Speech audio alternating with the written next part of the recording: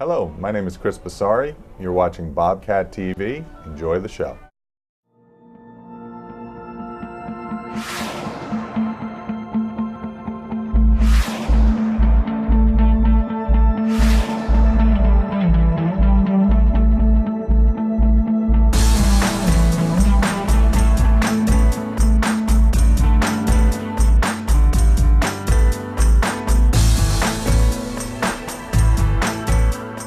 I'm Joy Varley, Director of Fine Arts for the Byram Hill School District, and you're watching Alumni Profile.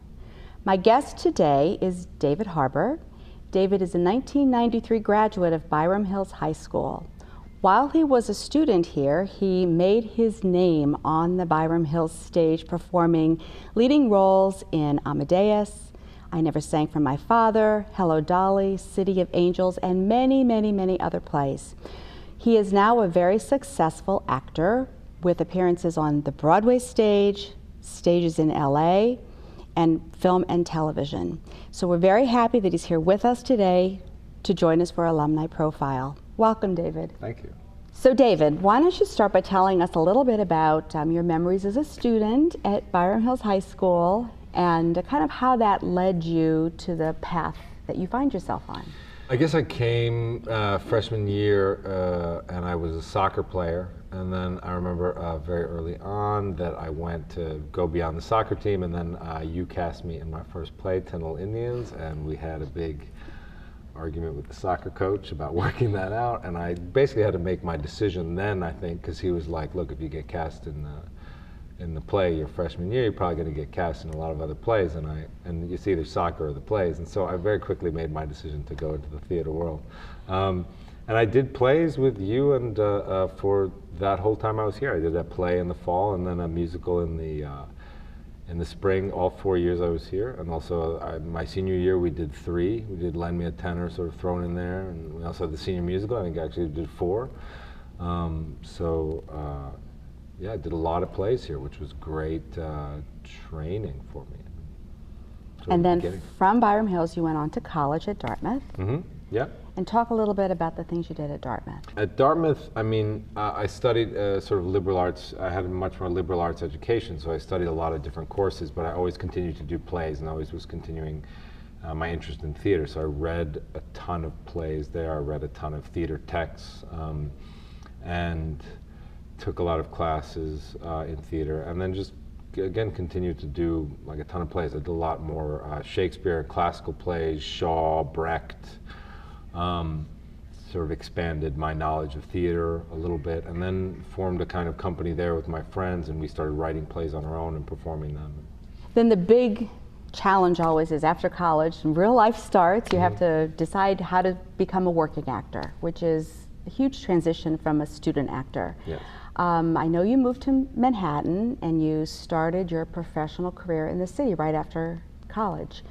Talk a little bit about that transition and kind of breaking into the business and what it's like to begin a professional career as an actor. For me, it was very difficult the first 2 years that I came out of Dartmouth and moved to New York. I think my experience is unique because Dartmouth was not a theater school, and so I didn't have a lot of the preparation that a lot of the theater school kids had. Like, they would have these things called consortiums where a lot of agents and managers would come and see them and stuff like that. And Dartmouth basically just sort of sent you on your way. So I came to New York, and a lot of people wouldn't see me. I had a really difficult time. I waited tables. I sort of maintained my dream and my tenacity, but I wasn't getting a lot of good feedback for at least the first 2 years. And then, but really through just a lot of pounding the pavement and some contacts that I had made, I ultimately got an agent and started, getting jobs as understudy in theater and stuff, and really sort of worked my way up, almost as the same with a lot of businesses. I sort of started on the ground floor, which is like an understudy in various plays. Then sort of they got to know me, and I started to become, more supporting roles in plays, and then larger plays, and then lead characters in plays, and then film and television, all that stuff. So. And we have to note for our audience at home that in 2005 you were nominated for a Tony Award. And an Outer Critics. And an Outer Critics Circle Award. Who cares about that one? But what was that experience like for you? It was a lot of fun. I mean, it was was a lot of fun. It was like a dream. I just I was nominated against Alan Alda and we have Schreiber and Gordon Clapp and Michael Stuhlbarg, all of which were you know, fantastic actors. So you know, I was just really honored to be a part of that whole experience, and it was very embracing to me as an actor. Like finally I'd sort of arrived at this place where legitimately the theater community had said in a certain gesture, like, we want you to be a part of us in a deeper way, and it was very gratifying. That's great. In Armonk, we had a David Harbour Tony Award party during the Tonys, cheering you on. It was wonderful. And I lost. But we clapped every time they panned by you on TV. Okay. So the Tony Award really kind of launched you in a number of directions. One of them was Hollywood and helped you make some great connections there. Tell us a little bit about some of the bigger films that you've done. I know you've done a lot of film, a lot of TV, but tell us about some of the more notable things. I'm really proud in my career to have worked with like great directors. I think it's sort of you know, people look at my resume and the directors I worked with. I did Brokeback Mountain with Ang Lee, which to me is like one of my favorite films, even if I wasn't in it. I was able to do that. I was able to do Revolutionary Road with Sam Mendes, which with Kate Winslet and Leonardo DiCaprio, which is I think a fantastic film of a fantastic book.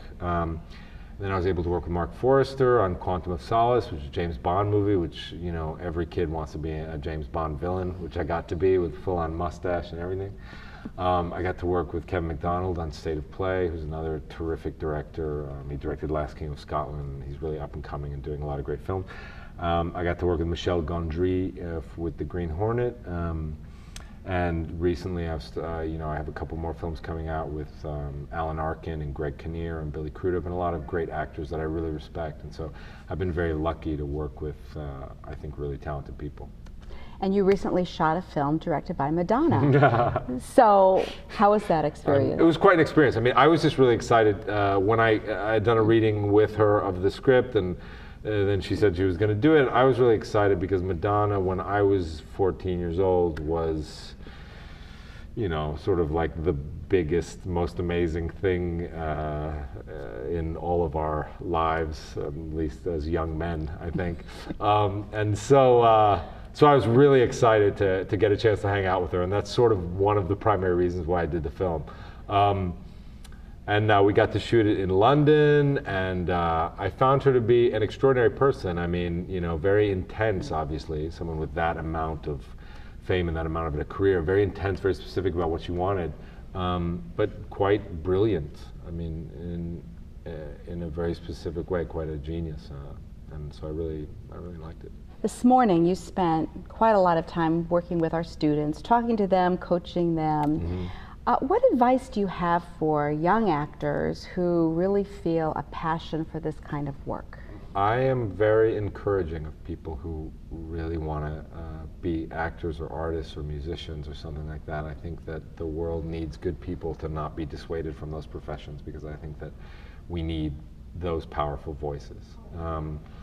And my biggest advice to anyone pursuing that career would be not to develop a thick skin, but to, because I don't think anyone really can develop a thick skin, but to allow yourself not to be beaten down by early rejection, which happened to me for at least the first 2 years of my career, a lot of early rejection, and just really foster your tenacity and your drive, and that will, in the long haul, take you where you need to go. I've seen it in other people's experiences as well, that talent takes you so far, but really tenacity and drive will take you the whole way. That's the most important thing about having a career. You can appreciate a parent's viewpoint. We're very fortunate with our theater program here to have a lot of support from the community and from the parents. What advice, words of wisdom can you share with parents to help us, to help them facilitate their child's look at this as a career option? I think a lot of people view acting as if you're either Brad Pitt or you're waiting tables.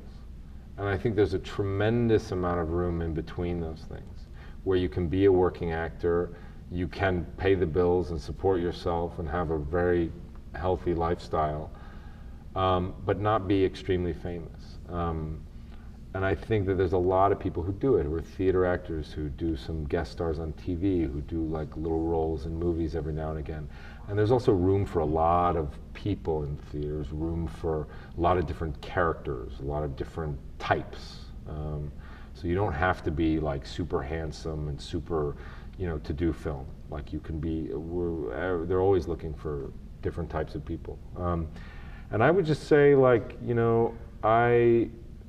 my parents were very supportive, and they were scared though and concerned about me, but I would say just be as supportive and loving to your kids as possible. And that would really, I'm just all about supporting people going into the arts. I think it's a rare and wonderful thing for a person to be able to do, and if someone can do it, I really feel like they should. Just to bring it back to Byram Hills High School one more time, do you have any favorite memories from the days so long ago when you roamed these halls? I loved doing the plays here, I really did. They really sort of started me on a whole different career. And I mean, one of the ones that my family, my mother still talks about as being my greatest performance ever. Even with all the film and all the Tony nominations and all the plays I've done, she still considers Amadeus to be my greatest performance ever. But it also was it put me in a whole new mindset about acting and about what acting could be. And so that was a very, I think, pivotal play for me to do, a pivotal experience. Well, thank you so much for joining us. We're you. so glad to have you here with us today. Thanks. And thank you for watching Bobcat TV.